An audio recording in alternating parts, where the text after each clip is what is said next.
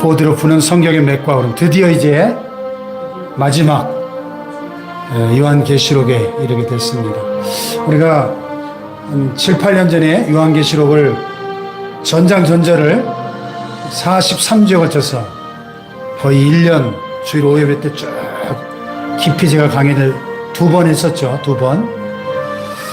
근데 43주 한 설교 어떻게 한 시간에 다 하겠어, 그죠? 그래서 이게 양이 굉장히 많아요. 그래서 요한계시록도 이렇게 두 과로 나눠서 살펴봐야 될 것 같습니다. 오늘 전반부 1장부터 22장 중에 앞에 소아시아 7교회에 보낸 편지까지만 살펴보고 나머지 뒷부분도 그냥 쭉 이렇게 이제 숲을 보는 공부예요.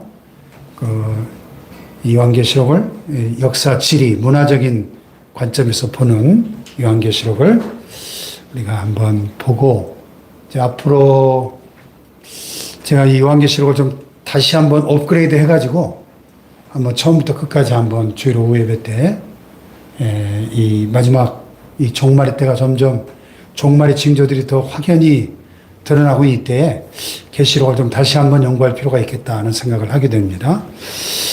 자, 핵심 말씀은 성경 맨 마지막 장, 마지막 절에 성경이 이렇게 끝나죠. 다 같이 내가 진실로 속효리라 하시거늘. 아멘. 주 예수여 오시옵소서. 주 예수의 은혜가 너희 모든 자들에게 있을지어다. 아멘 하고 끝나거든 성경이. 그래서 태멘, 태초에 하나님 천지를 창조하시니라부터 맨 마지막 아멘으로 끝나거든요. 아멘 주 예수여 오시옵소서 하고 끝나요. 천지 창조에서 주님이 다시 오시는 이것으로 끝나거든요. 그래서 이걸 아람어로 마라나타 라고 말하죠. 마라나타, 우리 주님이 오십니다. 그래서 초대교회 성도들이 만날 때마다 주일 예배 때는 주님이 부활하셨습니다. 주님이 정말 부활하셨습니다. 이렇게 화답하고, 이렇게 만날 때 인사할 때는 안녕하십니까가 아니라 마라나타, 우리 주님이 오십니다. 우리 주님이 곧 오십니다. 그걸 그렇게 인사했다는 거예요. 우리도 한번 해볼까요? 마라나타, 마라나타, 우리 주님이 곧 오십니다. 우리 주님이 곧 오십니다. 할렐루야. 자, 요한계시록의 시대를 살펴보면 우리가 지난번에 사도 바울이 순교한 게 주 67년이었죠. 로마 대화제 사건이 주 64년 네로 황제 때, 그래서 핍박이 시작되고, 그래서 주 67년에 사도 바울이 체포돼서 순교당하고, 그 이듬해인 주 68년에 베드로가 순교를 합니다. 그리고 그의 겨울에 네로가 자살을 해요. 이게 정신병자였거든요, 네로가. 그리고 베스파시안이 로마의 황제로 등극을 합니다. 그가 티투스 장군, 디도 장군이라고도 하는데, 티투스 장군을 예루살렘에 보냅니다. 예루살렘에 반란이 일어나거든요. 그래서 유대인들의 그 반란을 진압하는 토벌군으로 티투스 장군이 주 70년에 유대인들의 반란을 진압하면서 예루살렘이 함락되죠. 헤롯 대성전이 다 없어지고 돌 하나도 돌에 남지 않고 서쪽 통곡벽만 남고 다 무너집니다. 100만 명의 유대인들이 학살을 당합니다. 그리고 유대인들은 2000년 동안 1948년에 독립할 때까지 거의 2000년 동안 나라 없는 민족으로 전 세계를 방랑하면서 엄청난 고난의 세월을 보내죠.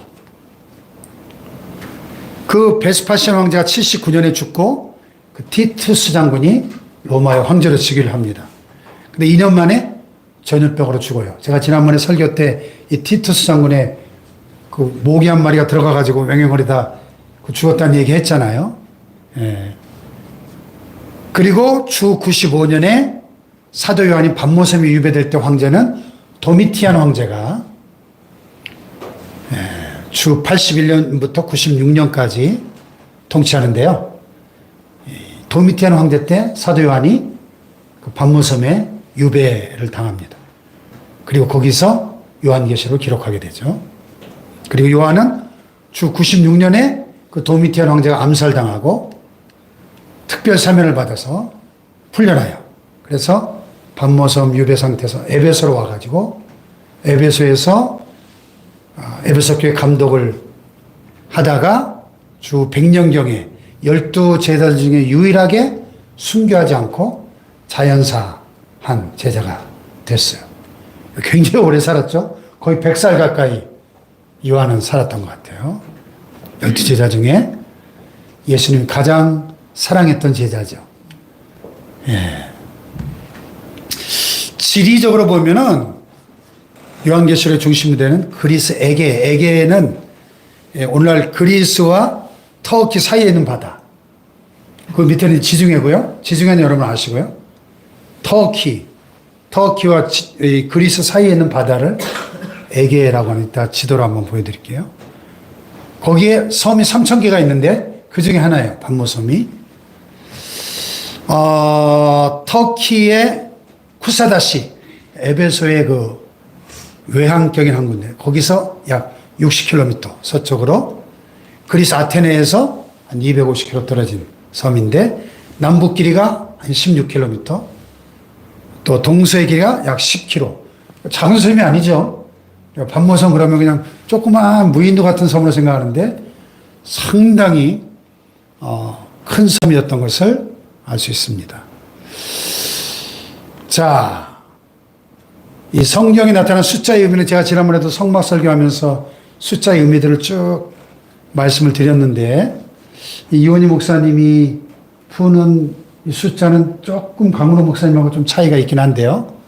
1 그러면 유일하신 하나님, 하나님의 숫자죠. 통일, 시작. 2 나눔과 조화. 3 하늘의 수, 성부, 성자, 성령. 그렇죠? 완전수입니다. 4 동서남북 땅의 수. 5 그 땅에다가 하나를 더한 수. 그래서 축복으로 풀고요. 6 그러면 불완전하죠. 반역의 수. 완전수 7에서 하나 모자란. 그래서 사탄의 수. 666 짐승의 수 나오죠. 적그리스도의 수. 7은 완성의 수. 또 하늘의 수와 땅의 수를, 하늘의 수 3과 땅의 수 4를 합한 게 7이잖아요. 그래서 양적, 질적, 완전수다. 창조 완성의 기간이다. 10은 완전의 수, 전체의 수. 만수죠. 12는요, 절대적 완전수. 하늘의 수 3과 땅의 수 4를 곱한 수가 3, 4, 12잖아요. 구약 이스라엘 12지파, 신약 예수 12제자. 그래서 24는 뭐예요? 신구약 모든 성도를 대표하는 이제 24 장로가 나오잖아요. 계시록에. 예. 절대 전체의 수. 그리고 40은요, 훈련의 수, 고난의 수, 회개의 수. 40년 광야에서 이스라엘 백성들이 방랑했고, 또 예수님이 40일 금식하며 공생애를 준비하셨죠. 또 노아홍수 기간이 40일이었죠. 그래서 훈련과 고난과 회개와 각성의 수. 666 반역의 수, 사탄과 적그리스도의 수. 1000은요 무한수, 충만수. 만수인 10을 3번 곱하면 1000이 되죠. 1000. 네. 자, 유황이라는 그 원소가 나오는데 성경에 지옥을 유황으로 타는 불못으로 이렇게 묘사하죠. 유황은 결정체로 얻어지는 노란색의 비금속 원소인데 성경에 유황으로 타는 못, 유황 개천, 유황으로 태우는 바람, 이런 구절들이 나옵니다. 자, 계시록 전체 개요를 한번 쭉 읽어보겠습니다. 시작.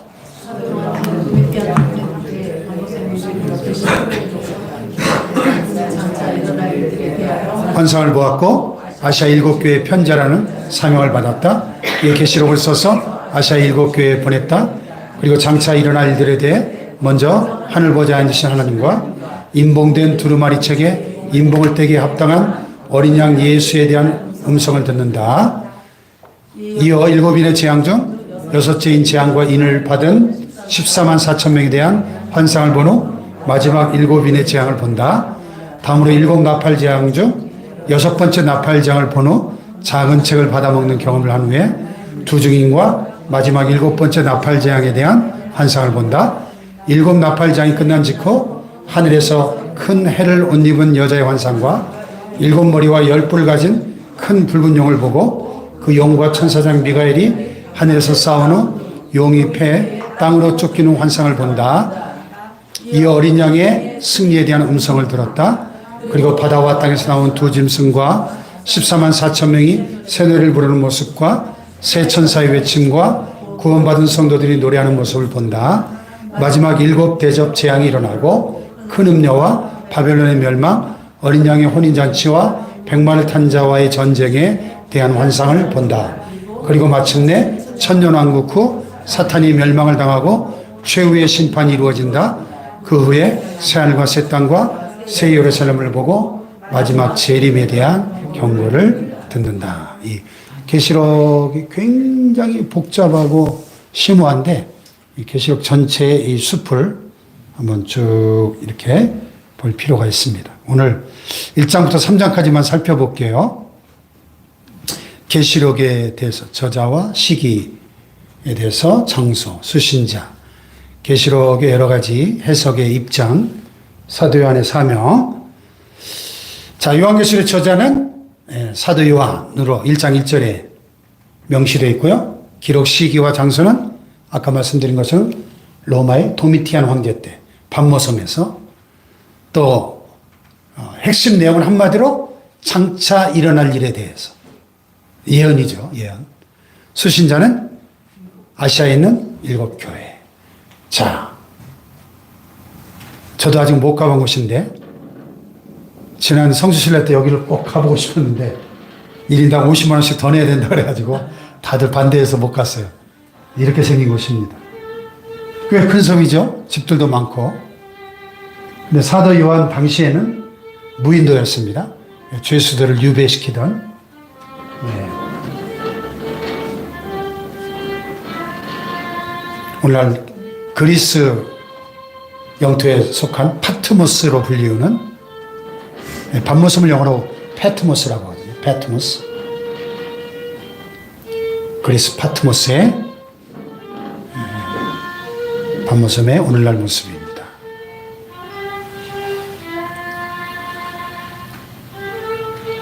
배 타고 에베소에서 배 타고 한 5시간 가야 된다 그래요.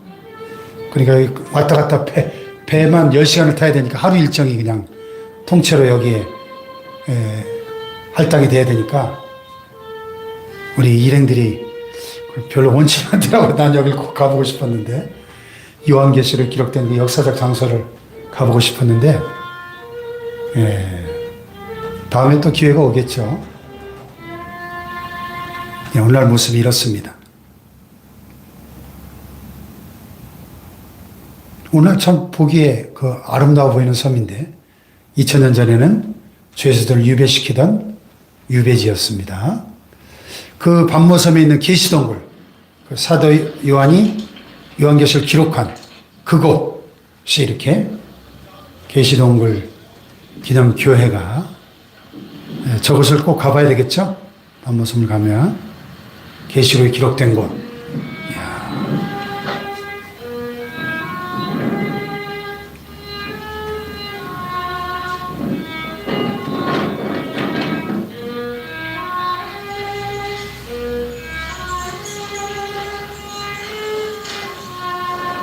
주 95년경 사도 요한이 거의 90대 노인이었을 때 이곳에 유배돼서 매일 채석장에서 돌을 캐는 강제 노동에 시달리던 어느 날 주일 아침에 부활하신 주님을 만나서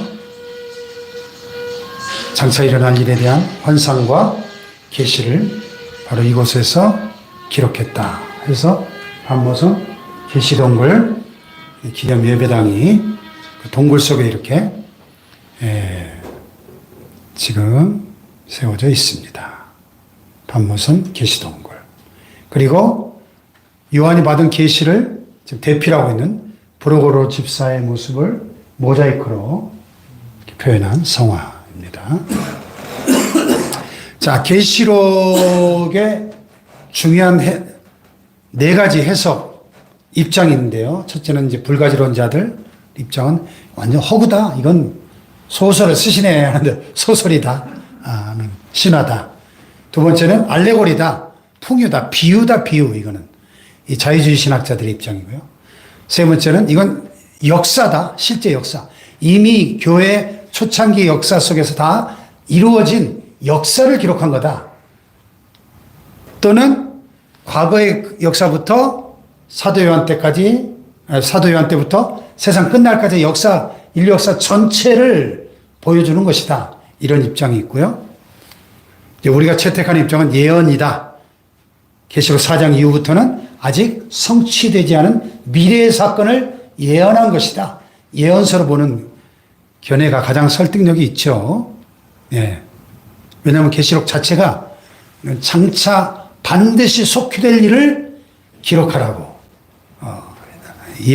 계시록 자체의 증언이 예언서라고 주장하고 있기 때문에 예언서로 봅니다. 자, 사도 요한이 주님을 만나는데 하나님이 자기 자신을 뭐라고 소개해요? 나는 알파와 오메가다. 알파와 오메가가 뭐예요? 예, 헬라어의 첫 자가 알파고 마지막 자가 오메가. 여기 써 있죠? 알파와 오메가. 이게 A자 같이 생긴 게 알파. 옆에 있는 게 오메가요. 알파와 오메가. 예, 헬라어의 알파, 베타, 감마, 델타, 엡실론 쫙 나가는데 알파로 시작해서 맨 마지막 자가 오메가예요. 그러니까 알파, 오메가는 시작과 끝이다. 처음과 나중이다. 역사의 시작과 끝이 되시고 영원하신 하나님을 보여주는 거죠. 할렐루야. 그래서 이제도 있고 현재, 전에도 있었고 또 장차 올 자요. 전능한 자라. 영원하신 하나님, 전능하신 하나님. 할렐루야. 반모습이 위배된 이유는 뭐예요? 하나님의 말씀과 예수를 증언했기 때문에. 예. 의를 위하여 핍박을 받는 거죠. 그가 받은 사명은 뭐예요? 내가 본 환상을 두루마리에 기록해서 아시아 7교회에 보내라. 자, 그리스어, 헬라어, 신약성경이 이게 그리스어로 기록됐거든요. 알파와 오메가, 이집트에 있는 카이로 동굴교회, 알파와 오메가가 저렇게, 알파와 오메가 대신 예수님의 모습을, 하나님을 조각으로 표현했네요. 네, 여기도 알파와 오메가가 이렇게 바위에도 새겨져 있네요. 처음이요 나중 되신 영원하신 하나님. 자, 요한이 편지를 보냈던 아시아 7교회에 이 순서 헷갈리죠? 에소보드 사빌라 이렇게 외우면 순서 안 헷갈립니다. 에소보드 사빌라 시작. 에소보드 사빌라, 에소보드 사빌라, 에소보드 사빌라. 네, 이번 성주순례 갔을 때 그 가이드 목사님이, 선교사님이 그렇게 외우시더라고요. 에소보드 사빌라, 에소보드 사빌라. 7개를 다 이렇게 돌거든요.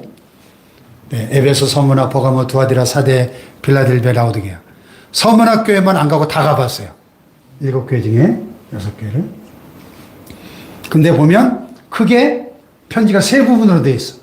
칭찬이 있고, 책망이 있고, 또 승리자에 대한 약속. 이렇게 크게 세 부분이 있는데, 에베소 교회 칭찬받은 내용은 뭐예요? 선행과 인내가 확실하다. 칭찬했어요. 책망은요? 그러나 처음 사랑을 버렸다. 약속은 뭐예요? 이기는 자는 생명나무 열매를 먹으리라. 서문학교에는요. 무슨 칭찬을 받았어요? 환난 중에 인내했어요. 환난과 궁핍 가운데도 믿음을 저버리지 않았어요. 그래서 책망이 없었어요. 칭찬만 받고 책망은 없는 교회가 딱 2교회 있었죠. 서문학교회하고 밑에 빌라델피아 교회. 2교회 빼고 나머지 5교회는 다 책망을 받았어요. 칭찬도 받았지만, 자, 서문학교의 약속은 네가 죽도록 충성하라. 그러면 내가 생명의 멸관을 주리라. 아멘. 버가모교회의 칭찬은요, 고난과 순교 속에도 믿음을 저버리지 않았다는 것. 그런데 책망할 내용은 니골라당 타락한, 예, 오늘날로 말하면 JMS 무리 같은 그런 이단 사이비들을 용납한 그런 부분을 책망을 받습니다. 이기는 자에게 만나와 흰돌에 새 이름을 새겨주리라. 두아디라 교회는요, 처음보다 나은 신앙으로 칭찬을 받았지만 문제는 행음하고 우상제물을 먹는 여선지자 이세벨을 용납해서 간음하는 자들이 있었고 우상의 제물을 먹는 죄를 짓는 자들이 있었어요. 책망을 받았고 이기는 자의 약속은 만국을 다스리는 권세를 주리라. 새벽별을 주리라. 그랬고요. 사대교회는요.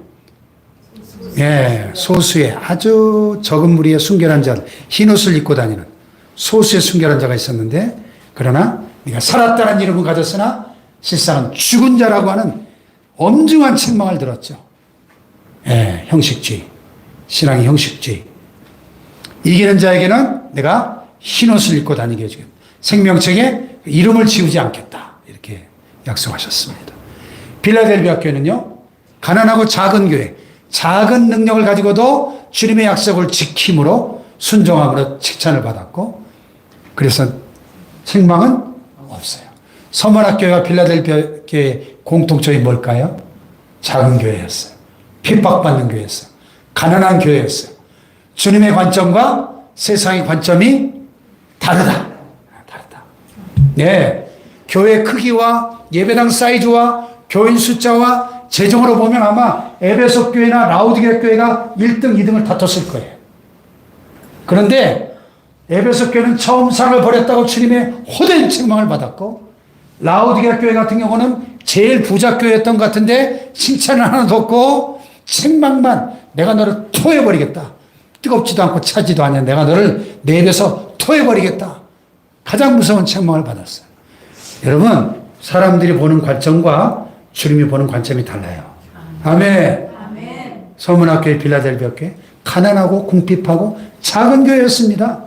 네가 적은 능력을 가지고도 나의 인내의 말씀을 지켰은즉 내가 너를 환난의 때를 시험의 때를 면케해 주겠다. 장차 이 말 7년 대환난의 그 무서운 심판의 때를 면하게 해주겠다고 약속하십니다. 할렐루야. 아멘. 이 7교회를 향한 주님의 메시지는 오늘날도 이 7교회는 전 세계 교회들을 대표하고 있는 거예요. 대표. 2000년 교회사를 쭉 대표하고 있거든. 우리에게도 주시는 생생한 성령의 음성이에요. 아멘. 아멘. 지도를 보세요. 이게 터키거든요. 남한의 8배. 이 옆에가 그리스입니다. 얘가 지중해고 그리스와 터키 사이에 이게 에게해요. 그죠? 여기 반모선 보이죠? 네, 조그만 반모선. 네. 그리고 7교회는 여기가 에베소고요. 서머나, 버가모, 두아디라, 사데, 빌라델비아, 라오디게아. 그래서 에서보드 사빌라.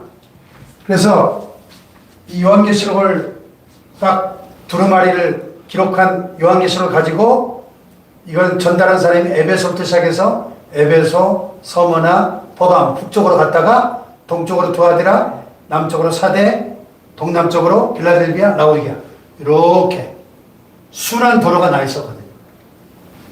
그렇게 계시록 편지가 전달이 된 거예요. 7개. 네.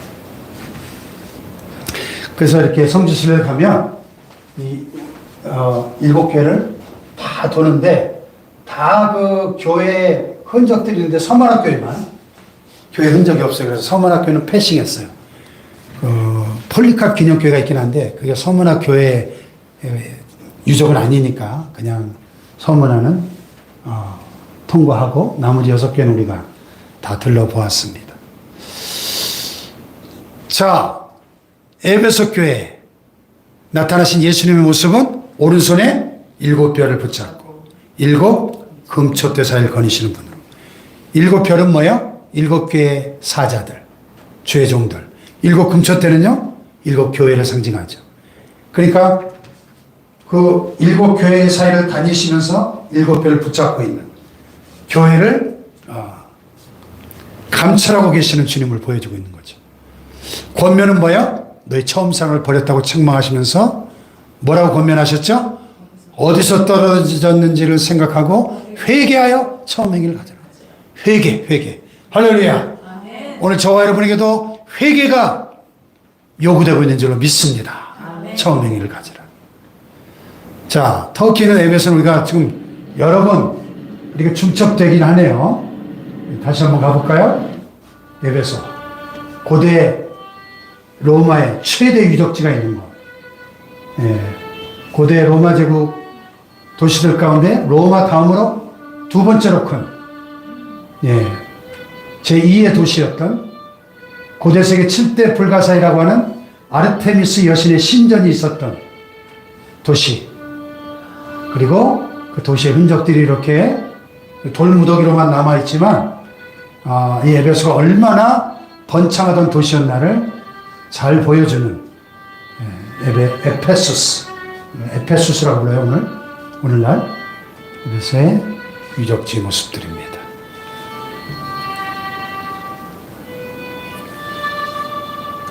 이때 벌써 이원희 목사님 드론 띄워가지고 찍었네요.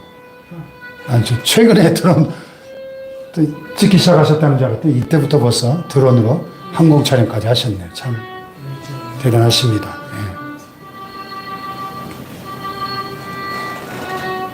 에베소 교회가 있었던 에베소 유적지, 그리고 요건 이번에 제가 찍은 사진들, 에베소 유적지 제가 핸드폰으로 찍은 사진들이에요. 그리고 에베소에 가면 사도 요한 무덤 교회가 있습니다. 이원희 목사님 찍으신 거고, 이건 이번에 제가 찍은 사도 요한 무덤 교회 모습이에요. 그리고 거기 가보면 이렇게 모형을 만들어 놨어요. 보세요. 이 모형만 봐도 이 교회가 얼마나 큰 교회였나 짐작이 되죠. 엄청난 규모의 이 사도 요한의 영향력이 얼마나 대단했나를 보여주는. 목사님 하나만 예. 저거 관리를 어디서 해요? 정부에서 해요? 정부에서 하죠. 예. 교회에서 하는 게 아니고 전 세계에서, 전 세계에서 순례객들이 오기 때문에 터키는 관광으로 먹고 사는 나라예요. 그리스도 그렇고. 정부에서 정책적으로 관리하죠. 고대 로마 유적이니까 다.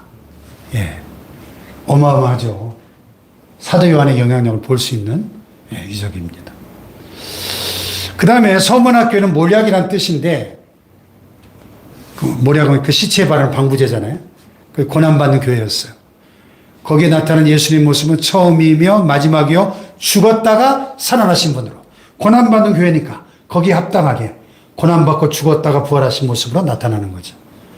네가 장차받을 고난을 두려워하지 말고 죽도록 충성하라. 그리하면 생명의 멸류관을 주리라. 여기에는 교회 유적은 안 남아있고, 서문학교의 유명한 감독이었던 폴리캅 기념교회가 이렇게, 이것도 드론으로 찍으셨네요. 서문화의 폴리캅, 사도 요한의 제자였죠. 폴리캅 기념교회당이 이렇게 남아있습니다.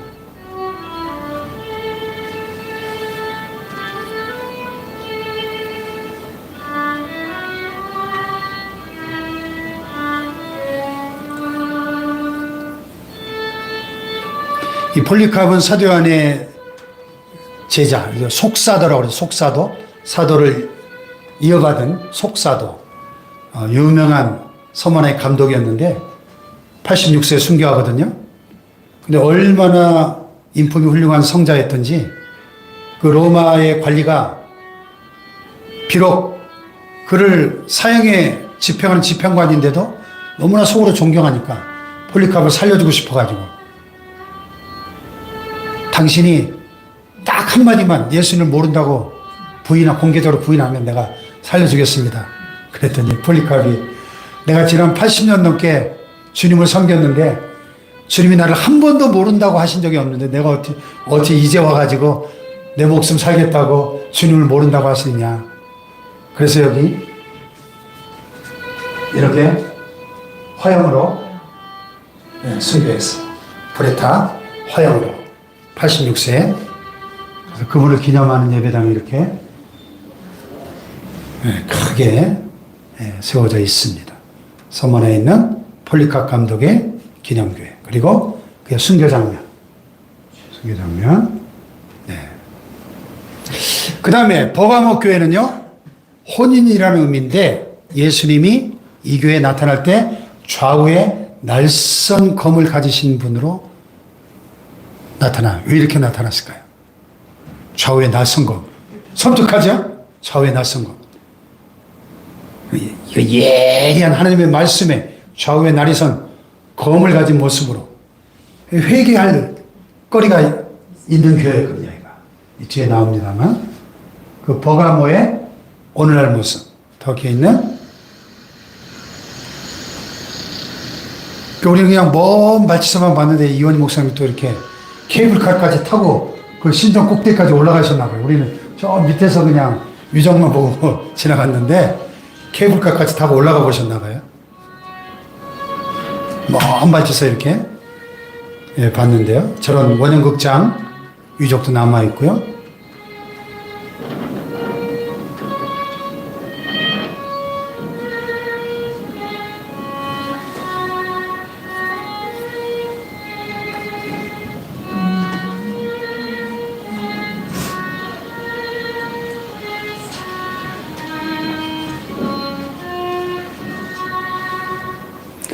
자, 버가모의 바실리카. 바실리카란 말은 그 예배당 있었던 유적지를 말하거든요.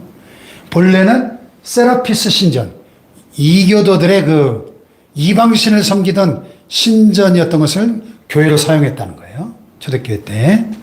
그래서 이렇게 거대한 돌무더기가 남아있는데 요건 제가 찍은 거. 이번에. 네. 잘 나왔죠? 네. 휴대폰으로 찍었는데 잘 나왔어요. 버가모 교회. 그리고 버가모 교회 문제는 아까 앞에 나왔었죠. 니골라당. 니골라당은 초대교회 7 안수 집사 중에 하나였던 니골라 집사가 나중에 문선명이나 박태성이처럼 타락해가지고 이만희처럼 타락해가지고 이단 교주가 됩니다. 그래서 육체의 그 음행을 마음껏 이단들이 다 그러잖아요. 정명석이도 그렇고 마음대로 가늠하고 아무렇게나 살아도 된다는 거예요. 그냥 육체의 그 욕망을 자유를 주니까 얼마나 많은 사람들이 환호하면서 많이 따라하는지. 니골라당의 행위를 쫓는 자가 있도다 하면서 무섭게 주님의 책망을 받았던 교회입니다. 두아디라 교회도 그 눈이 불꽃 같고 그 발이 빛난 주석 같은, 주석은 노시죠. 청동 하나님의 아들, 이 심판의 상징이거든요. 눈이 불꽃 같은. 이 교회도 문제가 있죠. 회개할 거리가 있으니까. 그래서 이세벨이라는 여선지자의 그 음행과 우상숭배를 추종하던 교회였어요. 두아디라 교회. 오늘날은 이렇게, 이건 제가 찍은 거. 이원희 목사님 찍은 거, 이건 제가 찍은 거. 이번에 가서 찍은 거. 이게 돌 무더기만 남아있어요.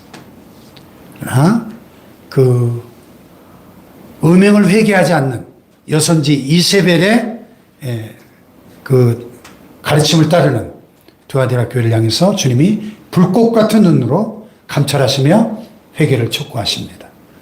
사대교회는 살았다는 이름은 가졌으나 실상은 죽은 자라. 참 충격적인 선언이죠. 남은 자라는 의미인데, 그런데 그 죽은 것처럼 보이는 교회 소수의 흰 옷 입고 신앙의 절개를 버리지 않는 소수의 남은 자가 있었다는 거죠.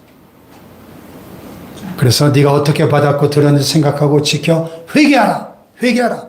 여러분 7교회 중에 서문학교회와 빌라델비아 2교회만 책망을 안 받고 나머지 5교회는 다 회개하라. 회개하라. 회개하라. 주님이 촉구하십니다. 할렐루야.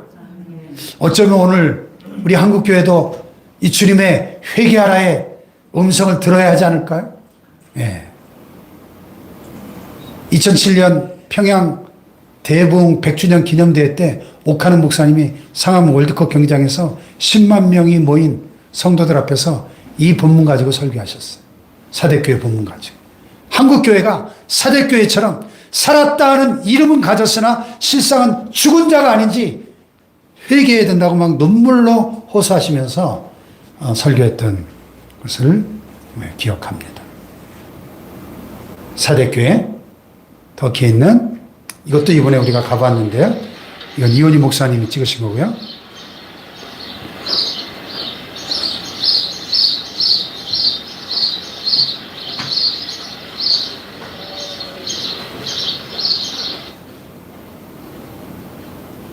저 기둥 좀 보세요, 기둥. 이게 아데미 신전 기둥인데요. 어마어마하죠. 얼마나 큰지 봐보세요. 아르테미스 여신의 신전. 기둥 하나가 저렇게 커요. 두아르. 참, 우리도 이번에 여기 지나가긴 했는데 저렇게까지 재보진 않았는데 이번 또다 재보셨네요. 기도를. 그냥 지나갔는데. 또 사대교회 예배 초소 자리 우리 여기도 이번에 우리도 가봤는데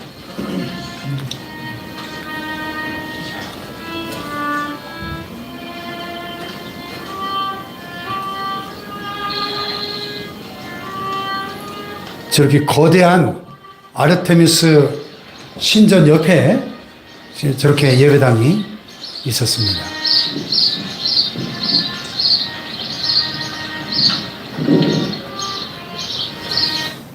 예. 그래서 터키에 남아있는 사대교회 적지. 이건 이번에 우리 일행이 가서 찍었던 사진. 사대교회 그 자리에서 함께 기도하는 시간을 가졌습니다. 사대에 있는 석관의 모습이고요.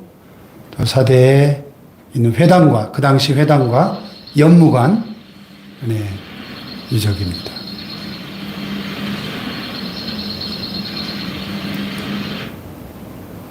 그리고 빌라델비아, 형제 사랑이라는 의미인데, 빌라델비아에 나타나신 예수님의 모습은 거룩하고 진실하사 다윗의 열쇠를 가지신 분으로, 열면 닫을 사람이 없고 닫으면 열 사람이 없는 분으로. 왜 이런 모습으로 나타나셨을까요? 빌라델비아 교회를 향해서 네가 적은 능력을 가지고 내 인내의 말씀을 지켰구나. 네가 적은 교회고 가난한 교회지만 내가 볼지어다 내 앞에 열린 문을 두었을 때 능히 닫을 자가 없으리라. 할렐루야. 아멘. 네, 다윗의 열쇠를 가진 분으로. 네가 가진 것을 굳게 잡아 아무도 네 멸관을 빼앗지 못하게 하라. 이렇게 말씀하셨어요. 그 빌라델비아 교회 자리, 오늘 터키에 저렇게 거대한 저렇게 기둥들만, 외벽들만 이렇게 남아있어요.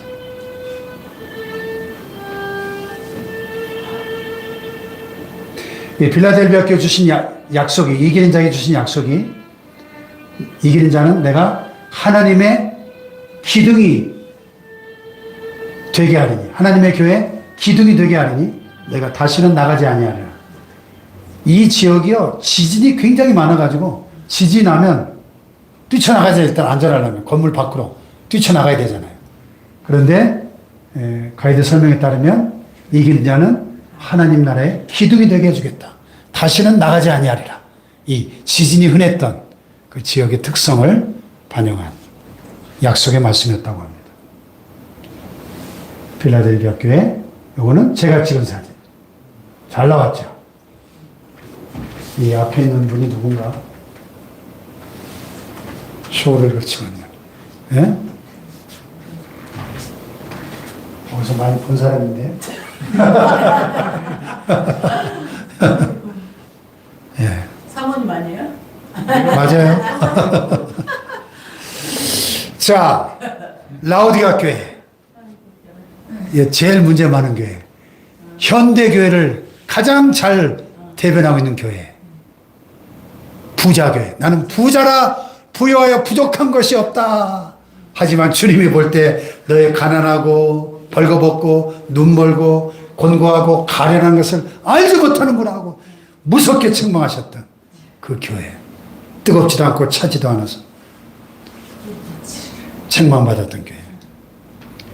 권면은 뭐야? 내게서 불로 연단한 금을 사서 부유하게 하고 흰옷을 사서 입어 벌거벗은 수치를 보이지 않게 하고 안약을 사서 눈에 발라보게 하라. 라오디게아 지역은 안약이 아주 유명한 안약 생산지였대요.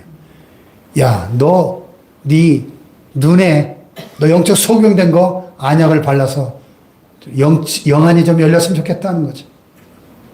내가 네 행위를 아는 네가 차지도 않고 뜨겁지도 않냐니. 네가 차든지 뜨겁든지 하기를 원하는 거야. 네가 이같이 미지근하게 뜨겁지도 않냐고 차지도 않냐니 내 입에서 너를 토하여 버리려나. 재밌는 것은 우리가 이제 뒤에 나오는데 히에라볼리, 빠묵칼레라고 하는 유명한 터키 가면은 반드시 들리는 세계 최대의 야외 온천지. 그 온천물을 이 라오디게아까지 끌어다 썼다는 거예요. 13km. 그 수도관이 나오는데. 그리고 이 뜨거운 온천물이 이 13km의 수도관을 통해서 가는 동안에 라오디게아 도착하면 뜨뜻미지근해져가지고 먹으면 구역질 나는 물이 됐다는 거예요. 재밌죠?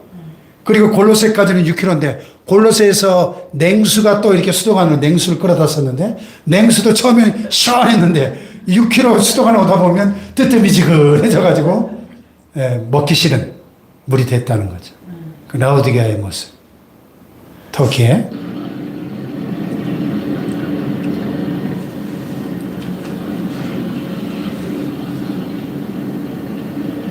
이현희 목사님 걸 보니까 이게 성주순례 갔다 오게 정리가 되는 거예요. 성주순례 가는 동안에 막 하도 여러 군데를 돌아다니니까 어디가 어딘지 막 뒤죽박죽 정리가 안 됐었는데 이걸 쭉 보니까 아, 여기가 여기였구나. 이게 정리가 되더라고요. 정리가. 우리 다 가본 곳인데 가면서도 이게 뭐 가이드 설명을 100% 다 캐치를 못하니까 하도 많은 걸 보니까 그런데 이걸 정리하면서 이게 쭉 10박 12일의 여정들이 정리가 돼서 너무 좋았어요. 라오디게아 유적지가 굉장히 커요. 이렇게.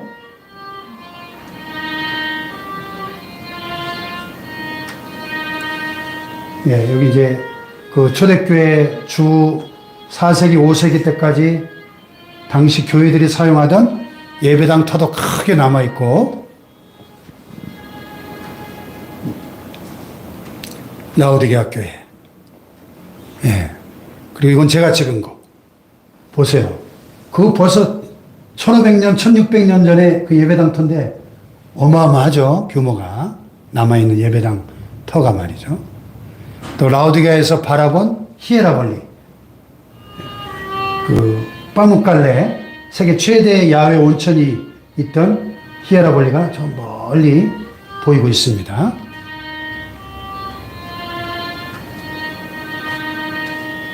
저 허연 거 보이죠? 허연 게 되게 빠뭇갈래.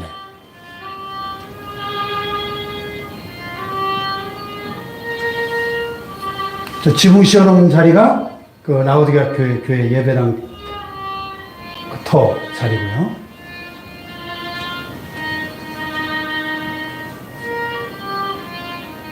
수도관 보세요, 수도관. 이렇게 히에라볼리에서 저는 수도관을 13km를 연결해가지고 온천물을 끌어다 썼다는 거죠. 수도관.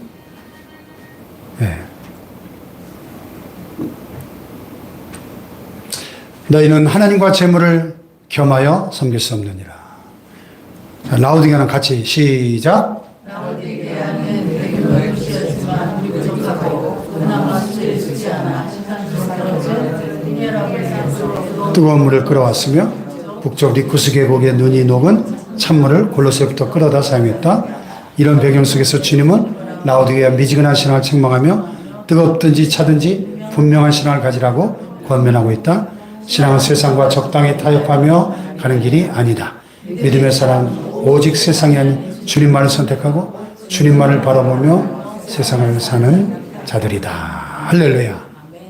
뜨겁든지 차든지 타협하지 말고 오직 세상이 아니라 주님만을 선택하고 주님만을 바라보며 살아가시기를 축복합니다. 아멘. 자, 적용과 실천, 칭찬받는 성도가 됩시다.